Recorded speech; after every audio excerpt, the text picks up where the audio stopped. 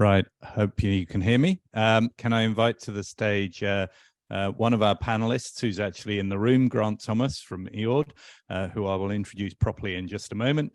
And then hopefully online we have Thomas and from the UK Space Agency, Angus, Stewart. And again, I'll do proper introductions in just a moment. I just wanted to start by saying that this is the third of our sessions on fostering international collaboration, and we make no apologies for that. GNOSIS is an acronym. The G stands for global, and if we weren't trying to foster international collaboration, we wouldn't be doing what we were set up to do. So I'm very pleased to be able to introduce three speakers to participate in this panel.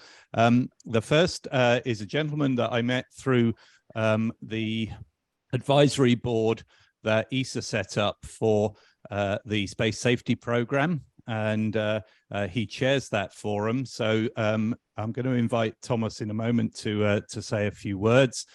He'll then be followed in the room here by Grant Thomas, who is over from the United States, and he works for the European Office for Aerospace Research and Development, a US entity that's based in North London. And then a relatively new entrant to the space community, I think, Angus Stewart, who has inherited the interesting challenge of trying to take space situational awareness type issues forward for the UK Space Agency. But importantly, in this area of dealing internationally, he has experience from our Foreign Office of diplomacy and interacting with other nations, which I hope is going to serve him extremely well in his new role. So I'm going to invite each of the panelists to say a few words about the things that strike them as the most important aspects of this topic. And then when we've heard from each of the three panelists, we'll take questions from the room and online. And I have a few pre-prepared questions that I've sent out, which we will fall back on if you don't ask questions in the room. So anyway, I'd like to start with Thomas, if I may. Thomas, you're currently on mute, mate. Can I invite you just to spend a few minutes just giving us your perspective on the subject matter of, sort of fostering international collaboration? Obviously, you're associated with ESA, so that is an international collaboration by definition. But if you can just give us a few minutes of your thoughts on that subject. Thank you. Thank you, Stuart, and thank you for having invited me to this panel. So just a few words about my background. As you mentioned, I'm currently the chair of this advisory board, the Space Safety Advisory Board at ESA, but I have some other hats sometimes as well. I'm also a member of the Swiss delegation to COCOS and was heavily involved in the discussions in the working group about long-term sustainable use of outer space and many other high-level boards like this one. On the other hand, we are running an observatory here, and we are doing observations and trying to understand the environment out there. So when we talk about space safety and sustainability, we very often focus today, at least, on space traffic management. And let me say a few words how I see this. I think there's three pillars we need to look at. And in all these three pillars, we need international collaboration. First of all, we have to understand what's the environment out there, what's the situation. So we need what we classically name, name as space surveillance and tracking. So we need to discover objects, events. We need to characterize them physically in order to know what they're going to do tomorrow in terms of their trajectory. But we also have a look at the environment, space debris, small size debris, large size debris. What's the population? What's the evolution of that population? And from there, we come up with mitigation rules, post-mission disposal rules, ideas like active debris removal, just-in-time collision avoidance, and so on and so forth. And the third pillar is what we mostly focus on today. It's really the coordination, and it's mostly about active objects. We want to prevent collisions, want to see how we can exchange enough information so that we can avoid each other or even come up with rules of the road. And in all of these three pillars, we really need collaboration. I would like to give you just a few examples.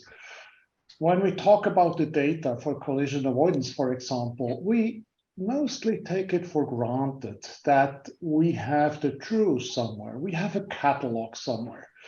But I can tell you, different actors have different data and different information and different opinions. These catalogs are by far not complete for many reasons, because first of all, we don't know all of these objects. I know some of them which my Russian colleagues don't know. They have some information which my American colleagues don't have, and so on and so forth. We have some uncertainties. Is it just uncertainties or is it ignorance? Sometimes we don't know all the events. Sometimes we see, breakup events. Sometimes we see the aftermath of these events decades after. So I can give you one example. In 2019, together with our Russian colleagues, we were following up debris fragments from 3 on-orbit fragmentations. These fragmentations happen quite often, by the way, at least several per year. And we came up with a catalog of roughly 1,500 fragments in high-altitude orbits, which even 12 months after the fact, you couldn't find them in the official, let's say, public catalogs. And later on, a few of these fragments turned out to be in one of these catalogs. So nobody has the full truth, and we need to share that information. That was just one example.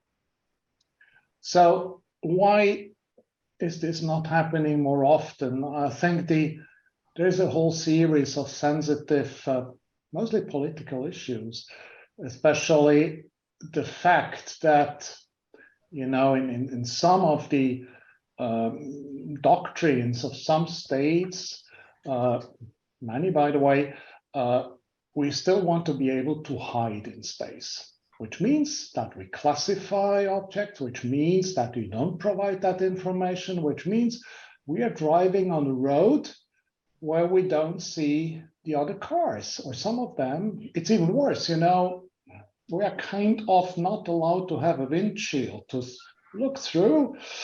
That's what we are asked to do. If we, anyway, go for a windshield and see something, we shouldn't tell anybody else. How should we drive safely on such roads? That's one of the most important, issue we have right now, which is preventing us from really sharing orbital, I really want to say orbital information. There's other ones, there's this gray zone between safety and security. I don't mind if the car which is heading towards me is a green one, which I shouldn't know, or if it's a civilian one. So that's, again, the same thing. So what we need is more transparency and confidence building measures. On the scientific basis, we could share, between Russian colleagues, ourselves, between some of colleagues from other nations. We need collaborative space surveillance, and I think that's really a point which I would like to make here. Sharing information about scientists is one thing, but as I mentioned, nobody has the full truth, and sharing information about civilian, for example, civilian space surveillance systems would be of a huge win-win mutual benefit. Just to give you one example, each of these systems has its own sensors or has its own ways of coming up with uncertainties, has its own algorithms to compute conjunctions, and they all differ, and they give you a different answer. And we have good examples in the civilian world. Just to name one, it's the International GNSS Service, where we have the friendly competition between, analysis centers. This improved orbits by a factor of 100 over, the last 20 years, and even a factor of 10 over the past 10 years, just by having the friendly competition.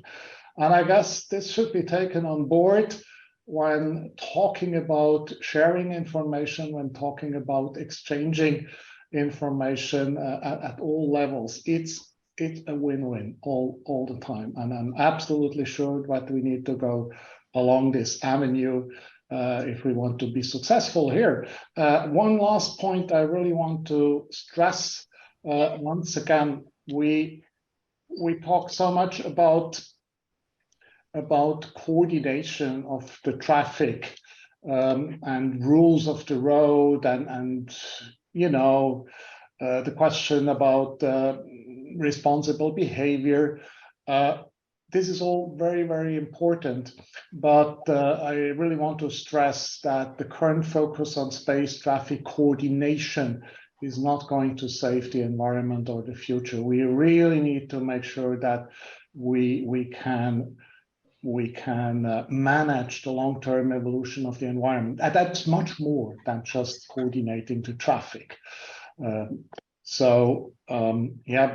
that, I would like to stop here. Thank you very much, Thomas. Very eloquent as ever. I'd like to turn now to the room here and to the gentleman sat to my left. And that is Grant Thomas from EOARD from the United States, as you'll gather from his accent in just a moment.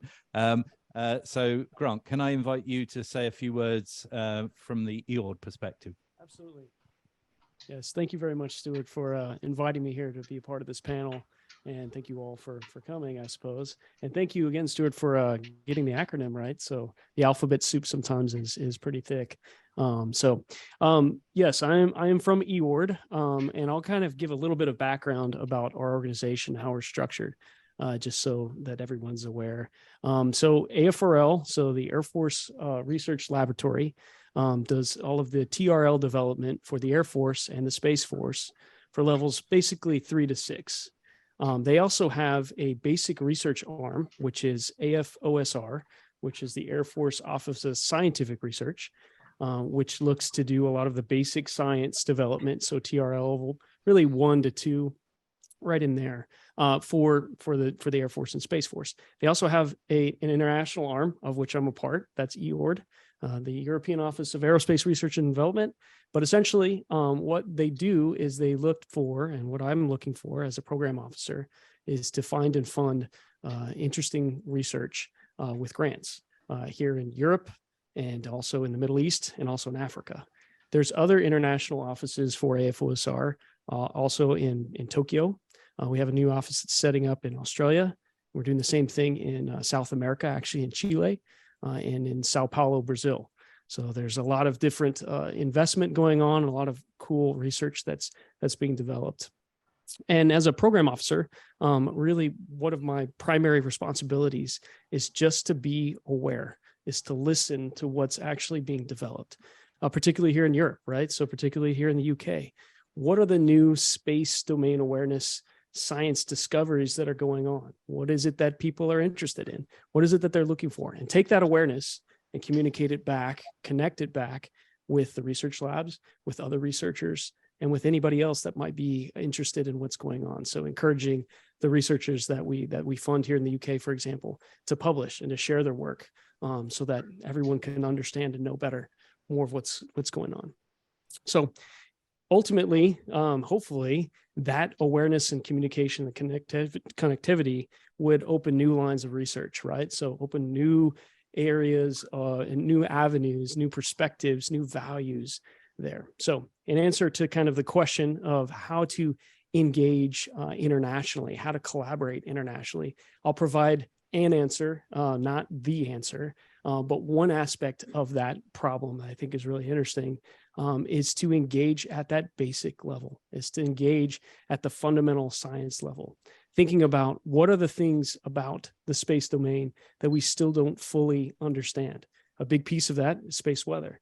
Another aspect of it could be how to exploit the data that we're actually getting from the space domain. And then taking all of that information and being able to collaborate, connect it back to the work and the people that matter. So that's a big piece of what AFOSR does. That's a big piece of what I do. And it's one area that we could invest in and have invested in that helps to address how to connect and pull more people into the conversation with that, particularly people that have a different value set, a different perspective, a different take on what's going on than just the US perspective. So that's it. Thanks very much, Grant. And I'd like to turn now to our third panelist, who's also online. Angus Stewart has recently joined the UK Space Agency and is going to be taking on the mantle of a gentleman called Jake Gear, who some of you in the room may know. So Angus, I know you're relatively new to the area, but perhaps you could share a few thoughts on what struck you as you're starting to get your feet under the table, as it were. Thanks ever so much. Can I just check that the microphone's working? It's fine. We can hear you loud and clear. That's excellent. Well, like any good British official, I'm going to start with a series of apologies, if I may. So firstly, I noticed on the profile I'm listed as the Deputy British Ambassador to the Czech Republic. That's an innocent mistake. I used to hold that job, but not anymore. So to those of you who've come along to hear a conversation about the history and intricacies of Czech-British relations, I'm afraid we'll have to book that in for another time in the future. The second part of the apology is just to highlight that I am relatively new in the role. So if I say something that is deeply offensive to established British policy on space, then before you call CNN with the scoop of the century, please bear in mind that it won't be a scoop of the century. It'll just be me having made a slight error. And thirdly, the reason I'm not with you in the room today is because my little one, a 7-year-old, is currently at home with chickenpox. So if you see me rush out away from the screen at any given moment, that'll be why. So with all those caveats very firmly in place, I'll give you some initial thoughts. So it's a given, right, that international cooperation is absolutely essential for the safe use of space. And international cooperation with the big players is really important, vitally important, but so too is cooperation with the states with startup space programs to ensure that these startup programs are designed to be sustainable right from the beginning. Inherent inbuilt sustainability is the only way we're going to achieve our long-term sustainability objectives. And success of sustainability, therefore, is about two things: acting quickly and acting together. And ultimately, to my mind, international cooperation in this area will pivot on two other issues. The first one is about telling a compelling narrative about how space sustainability is in the realpolitik national interest of all nations. This is how the climate change movement gained international traction in the early days, about really being focused on the impact of the states. If we don't take action on climate change, we can use the same narrative to take action on sustainability.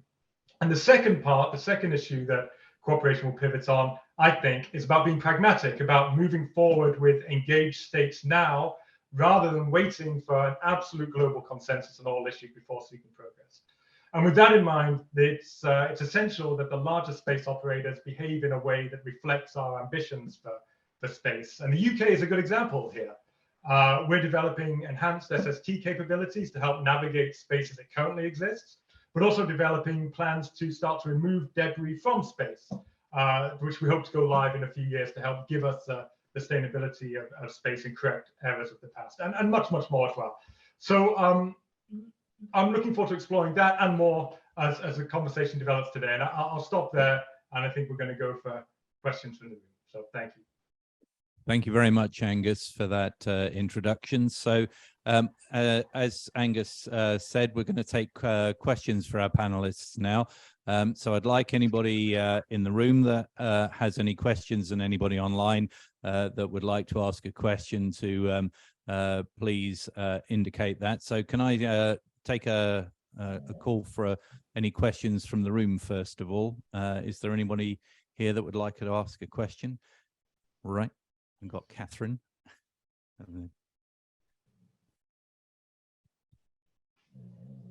Hi, it's Catherine Courtney. I don't want to steal the minister's thunder later, but I just thought I would use the B word in case he doesn't. So Tomas, the question is to you, but also I'd like to hear, you know, other people's reflection on it. It has been a bumpy few years since Brexit, trying to work out what the new choreography is about the UK's partnership through ESA and just in general with EU member states. And we have managed to, you know, do some great missions with individual EU member states. Since Brexit, we've had a very successful engagement at the ESA ministerial, but it does still feel like new realities have crept in. And when we talk about keeping space safe, secure, and sustainable, collaboration across the channel is not as seamless and straightforward as it used to be. So I'd just be interested to hear how, you know, how it feels from the other side of the channel, how it feels, you know, sitting within ESA or sitting within the EU, and how it looks from outside. I'd be interesting to hear, you know, your views on that. Thanks. Thank you. Thomas, I think perhaps Catherine was vaguely directing that question at you initially. So from a sort of ESA perspective, how do you feel about the whole issue of the UK Brexit? Point of view of the ESA perspective, I would say, you know, you did a fantastic job in the ministerial, and you know, UK is heavily supporting the space safety program, so we are all glad to see that. So I don't think within ESA we are having an issue with let's say the different situation, but this is of course different when it comes to activities which are mandated to ESA by the European Union. And there the situation is completely different, and even more so if I, you know, I take my ESA hat off and put my Swiss hat on, then we are in a very similar situation in Switzerland, but for different reasons, of course. So on the other hand, I would say the situation we are facing right now is, of course, making life and mutual collaboration more difficult on one hand, but on the other hand, I still think compared to the challenges we face, you know, substantial challenges we face with collaborating at the higher level in general, exchanging information on events and objects in space in general, I think these are, from my point of view, these are the much more difficult challenges than the one we face right now for you know, hopefully only a short moment in time. That's at least my my hope, and I'm crossing fingers. Again, from the ESA perspective, I think we are so glad to have you on board with such a firm commitment to the space safety program. Thank you, Thomas. Would you like to comment, Grant? Sure, I'll comment. So when I came in about, I guess about a year and a half ago to the UK from the US, from Colorado, that was one of my questions to my hiring group, was to say, okay, EOARD, how does Brexit affect what we're going to do? Because our charter at AFOSR, at the organization I work for, is to coordinate with all of Europe, not exclusively the UK. And my concern was, you know, primarily that they might move our office somewhere else, more closely located to all of Europe, since now, you know, British has removed themselves from that. And thankfully, they said that wasn't really even something that they've discussed or thinking about. And a big reason for that is because of the excellence in the collaborative, the connective tissue that we already have with the UK, and the close partnership really that we have in aligning our, particularly in space, but in many other areas, aligning our two governments there. And so one of the things that has come from that is that the AFOSR is always looking for the best science. We're really trying to look for that. And there's tremendous science that's going on here in the UK. So and that's not to say it has made things traveling is a little bit more difficult, as you all are aware. So that's I started to complain about it, but the guys that I was complaining about it to had lived through more of the COVID restrictions. So I quickly shut up and realized that that's just part of how it's going to go. So I think in general, it is unfortunate sometimes that there's some difficulties, but they're absolutely workable. And I think there's from a basic science, from AFOSR's perspective, it hasn't affected things too much. So I think there's other things that have been more causing a greater effect. One of those is the conflict in the Ukraine, of course. That has been a bigger impact on AFOSR than Brexit in terms of how we're able to invest and where we can invest and things. So. And Angus, would you care to comment on this one? Sure. I think it's worth reflecting that Brexit, of course, was never about space and space cooperation. So the implications of Brexit on the space sector are accidental, and therefore this is an area that space generally is an area of tremendous international cooperation. And I think there will be a difficulty while we work through those unforeseen and secondary consequences of Brexit in the space sector. But I don't see them as being long term. I see it as something the UK and the European Union can work together to overcome, because we both recognise it's so critical. And there are positives of the situation we're in at the moment. The UK is developing some of its own capability more as a result of Brexit. So hopefully we'll get to a point where we can start to share some of that a little bit more and share equally. And therefore it will be beneficial to both parties. So I would anticipate the difficulties currently experienced with Brexit as being, without downplaying them, as being something we can work through collectively together. And in a few years we'll see as part of the history, not part of the present. Thank you, Angus. So we have a couple of questions that have come in online, and James has kindly been monitoring those. So perhaps I can ask you to read them both out, and then I'll hand over to the panelists to take them. Thanks, Stuart. So we had a question in from Matt saying, what sector of the space segment is most in need of international cooperation, and which is the least in need? Thomas, would you like to try and take that one first? Okay, thanks for that one. I don't think that there is any sector in the space business, if we think about private sector or even in the government sector, which is not in need of international collaboration. That's my firm understanding that that's just the case. I could not even name one which is the least in need right now. So that's my, that would be my short answer. I'm seeing a lot of nods from my other panelists here. Is there anything you'd like to add to Thomas's comment?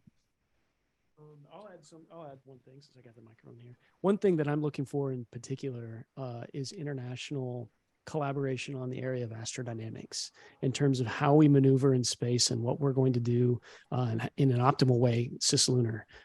So that's one area that has come up in discussions on my side quite a bit. So I'll echo Thomas's sentiment that we are by no means successfully internationally collaborating in other places, but that's one area that I see that we could definitely benefit from some of the collective wisdom that's going on here in Europe, particularly with their understanding of the effects, the perturbational effects, and the nonlinearities that occur with maneuvering in space and how to maneuver in that regime.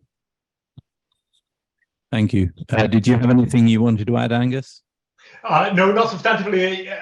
I think as everybody's in agreement, every sector of space needs international cooperation. The only thing I'd add is that going back to my original comment about being pragmatic. So if there's an area ripe for cooperation now, let's take it and let's drive it forward rather than holding out for global consensus on every single issue in its entirety.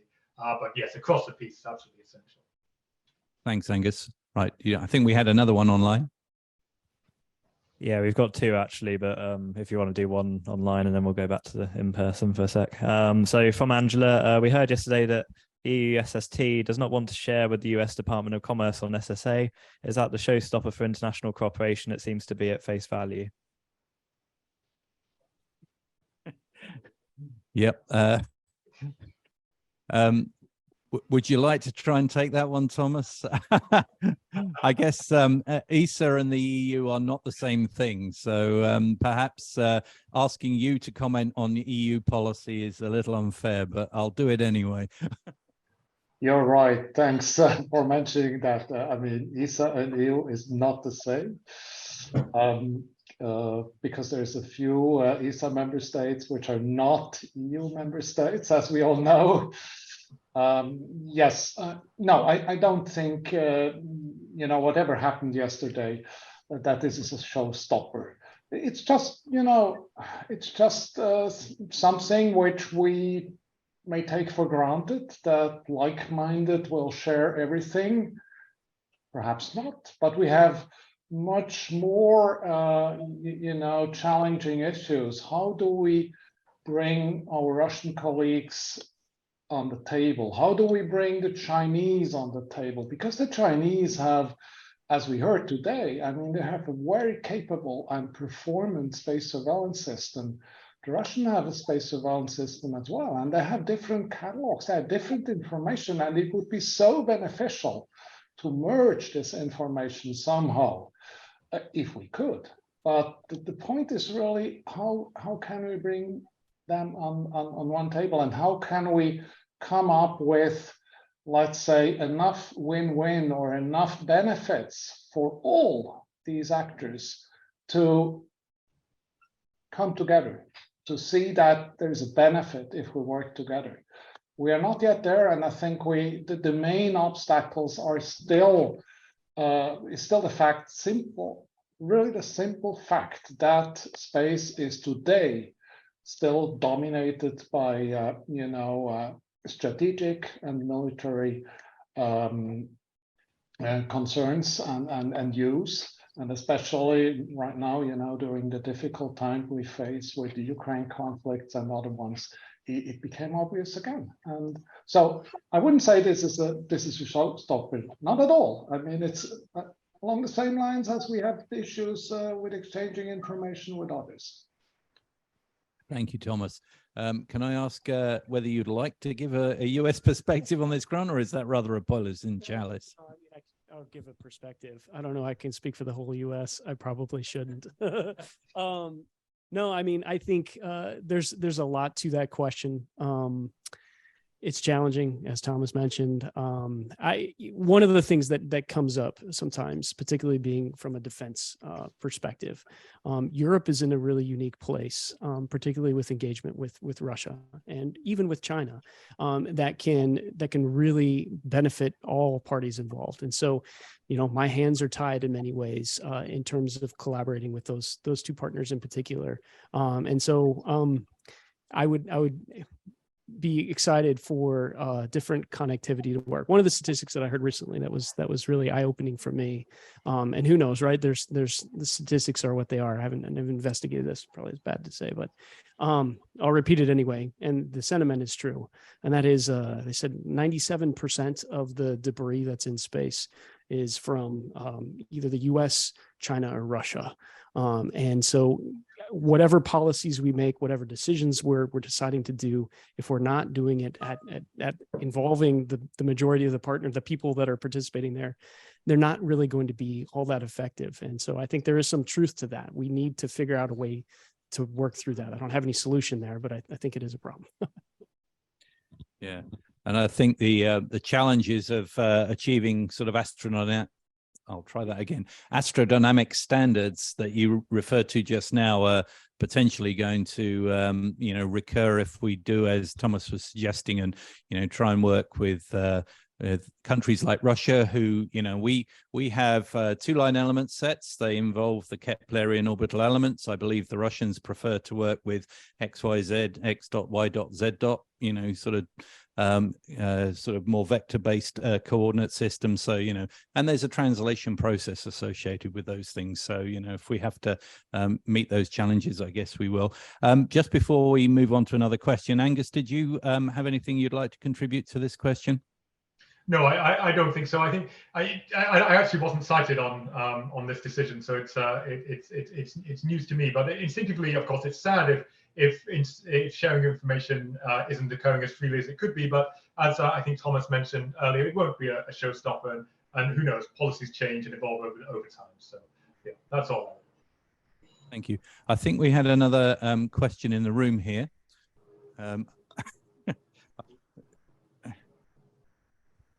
Thanks for that. We've spoken before about the need for... Peter Deff from CGI. So we've spoken before about the need for new space situational awareness sensors, better sensor provision. Obviously, the UK, for example, will be getting access to some of the new ESA sensors like Wisdom's as they come online for space-based. But in terms of ground-based and international collaboration, are we talking enough to make sure that we're getting the ground-based sensors where we need to be? UK having overseas territories that can be made use of, and obviously everywhere we want to go around. So making sure that we've got the right sensors in the right place, and therefore there's the incentive to share maybe not the catalogues, but the observations that people might be more willing to share. Thank you very much, Peter. Thomas, you work with some fairly capable sensors. Would you like to comment on the opportunities for sort of calibration and data fusion internationally with sensors in the right places and operating at the right times? Absolutely, thanks. And I'm glad to have that we got that question, because I think even UK probably has not all the sensors at the right place we would need. Again, the question is about how we are going to qualify this type of data. How are we going to calibrate, for example, mutually calibrate the data? And it's again about sharing information. And I'm not so sure if sharing, the raw, or I would call it more or less raw data, or the observation data is less of an issue than the catalog. From my personal experience, this is an issue as well, but it's absolutely important, because if you are relying on whatever data source, a sensor, with your entire system, and the sensor has a bias which you don't know, your orbit will have a bias which you don't know. And we have been seeing that, for example, a classical example is in GEO, where operators had their own operator orbits. You had the TLEs. And then we went off with some other data and compared that. And we found out in some cases, oh, there is biases of hundreds of meters in the operator data, and they will never find it. They will never find it because internally everything is consistent, within their fleet, perfect. But compared to her neighbor, 300 meters of a bias. So how would you do this conjunction assessment or collision avoidance with 300 meters of a bias, not noise, bias? So I think it's absolutely important that we come up with these calibration procedures and sharing observations, but it would require, transparency and traceability of the data. And again, it requires that we are open-minded in the sense that we don't classify, let's say, the data in the sense, oh, I don't want to share that because otherwise somebody else could come up with an assessment of my capabilities, my accuracy, my whatever, I think again, it's a win-win if we do that. We win more than what we gain by hiding this information and relying on individual sources only. Thank you, Thomas. How do you feel about this one, Grant? Yep. So a couple of things. So agree with everything Thomas said. One other thing to add is it depends on what you're using that data for. So particularly if you're wanting to do operational things, that's pretty challenging, but I'm mostly involved with the research side. So there's a lot that you can do with the data that we actually already have that's being out there and published. So in many ways, so you may be familiar with the Unified Data Library. There's talk. I actually heard this last summer at Amos, or I guess in September, talking about increasing the international participation, making it easier for people to participate in that, and also improving the ability to search that database and actually acquire data from it. So there is data that is being provided and shared, probably not useful for satellite operators who are wanting to maneuver and whatnot, but for researchers and academics that are looking for large databases that they could potentially comb through and look at the persistence of data that's out there. There are some things that are there. So I would encourage us to continue to look at what we have and to really lean into extracting all the information that we possibly can from the information that's already there, because a lot of it is not exploited to the utmost that like it could be. And so if anybody needed access to more of that data, I am not the person to talk to, because otherwise I get flooded with email. But I would encourage you to look at the Unified Data Library and approach those providers of that data who can then potentially give you access. And if you don't have access right now, there are some inner workings that hopefully within this next year, that data will be more available, particularly to you guys in the UK. I think that would be a pretty easy sell. Thanks, Grant. And Angus, I don't know if you've had chance to sort of pick up on the debate about any future UK SSA assets, and in particular where they might be located, but would you care to comment? Yeah, thanks very much. Just picking up on that point about making a proper assessment about where around the world to situate sensors. Obviously, the UK does have a large number of overseas territories. There are sensitivities with those territories, obviously. But one of the things myself and my team are going to be driving forward in the next 12 months is an assessment of where on UK territory, UK associated territories, we can situate sensors. So there will be studies into that over the next 12 months, and who knows where they might take us. So it's a really good question, and we're taking it on. Okay, we're getting close to the end of our time. I've got two more questions in the room, so I'm going to quickly take both questions and then give our panelists a last opportunity to address the points made. So if I can start over here. Thank you, Phil Buckley from the PSC. Really super interesting discussion. I'm just interested in comparing it to the one we had earlier on security in space, when Ali was talking about for the military users of space, the mission is primary. And although, of course, they care about sustainability, if it comes down to it, their job is to effectively pursue their military mission. So I suppose I'll be interested in if the panel have reflections on is there a way we can get cooperation within different arms of the same government to ensure that that doesn't undo any good work we do. Thank you. And then one from Dom. Hi, Don Placco, University of Warwick. Just a quick comment about location of facilities. And this is specifically about optical and infrared. And the thing here is that these should be inherently international, because while we have a lot of overseas territories, not many of them have astronomical quality conditions, and you can't choose them. There are specific places, rather, where these are, and we have to go to them, or else we'll be using our facilities at a low efficiency or a lower efficiency. My disease is catching. Sorry, mate. Thomas, would you like to comment on, if you had your choices, where you would put stuff, and in respect to the issue of, sort of doing the SSA mission alongside the needs of safety and security? Yes, just a quick comment. I fully agree with that statement. You know, not just UK. Most of the European countries don't have overseas territories which are good for astronomical observation. So it's absolutely clear. I would put them on existing or near existing, let's say, astronomical observatories. You have the infrastructure, you have the best places.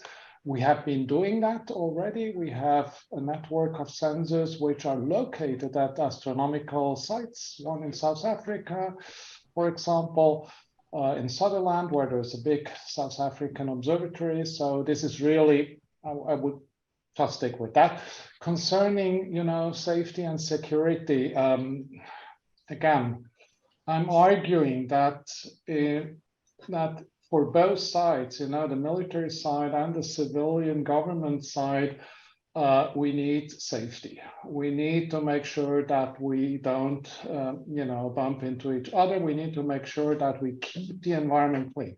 And this has highest priority. This is why I think some of the basic data we need to provide that safety, the basic data like, hey, where is my asset and what's the trajectory? Not what's my capability, not what I'm going to do tomorrow.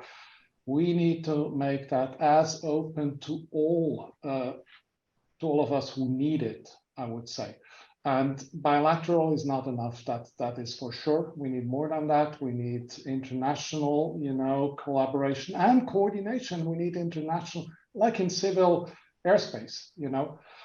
It's not as easy as in civil airspace because we have no boundaries where we can hand over from one nation to the next. But I think, and this is the part, you know, this doctrine of being able to hide in space, I think that's not possible in future. We need to resort to resilience in this case, at least during normal times. Of course, you can stop that sharing tomorrow if needed. So, but I'm really urging everybody to think about the advantage of, you know, having at least that basic information available to all who need to make this place safe for all the actors, you know, for the military as well as for the civil and commercial ones. Thank you, Thomas. Grant, the US obviously has a lot of military sensors that it's used in the past, and there's now this transition to the Department of Commerce. So would you care to comment? Sure. One of the things that I think about when thinking about that question is thinking about tech pull and tech push.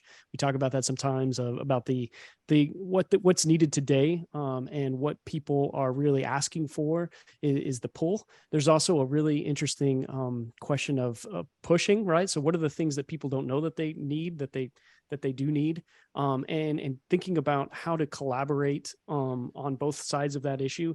I think when you're talking about the pull, you're a lot more likely to get that kind of very keen, sharp blade of security kind of falling down and severing those tight knit things of connection. When you start thinking about push and the things that are a little bit further out, a lot of that is more open and there's a lot more room to maneuver. And so one of the things that I would encourage folks to continue to think about is to think about the things that we don't fully understand, right? So what are the aspects of operating in space 10 years from now that we don't fully understand now that we can investigate collaboratively together and work towards those problems, because that helps to build trust, really, and build those relationships through that science.